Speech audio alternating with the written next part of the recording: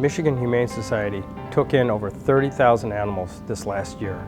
A third of them are strays from various communities in southeast Michigan.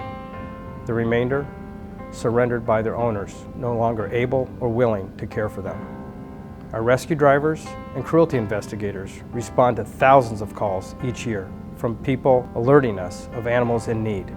This last year, over 4,600 animals were rescued or removed from cruel situations and brought to our shelter.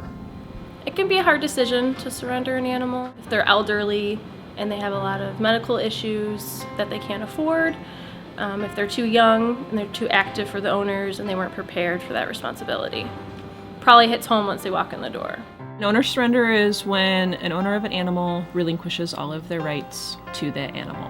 Currently, one of the biggest reasons are financial reasons. Another main reason is the behavior of the animal or the temperament of the animal. Other things we try to do are try to alleviate problems that owners may have with their pets. After the animal is surrendered to the Michigan Humane Society, we do whatever we can to get a new home. I lost my home, tax foreclosure. I'm hoping that he'll find a home that has at least one person who's home a lot, because he likes a lot of attention. And I've tried to bring him in a few times, but I just couldn't do it.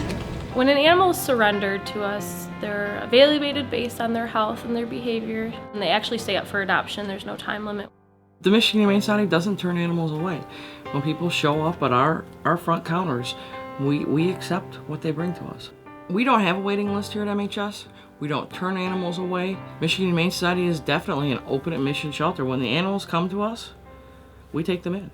There is, I think, a nationwide epidemic of sorts with regards to stray animals. And because of that, a lot of smaller shelters and rescue groups get overwhelmed by the number of strays that can get turned in. In fact, the Michigan Humane Society took in 10,000 strays last year. And that is something that, especially in Detroit, animal control, they are not able to handle that number of strays. And if we did not accept those animals in, they would be, out running the streets. The Michigan Humane Society takes in any and all animals without regard to where they're from, their health status, their temperament, their age, their breed. All animals are welcome at the Michigan Humane Society. Every day we're out picking up animals that are in terrible shape, and we're gonna do whatever we can do to help those animals.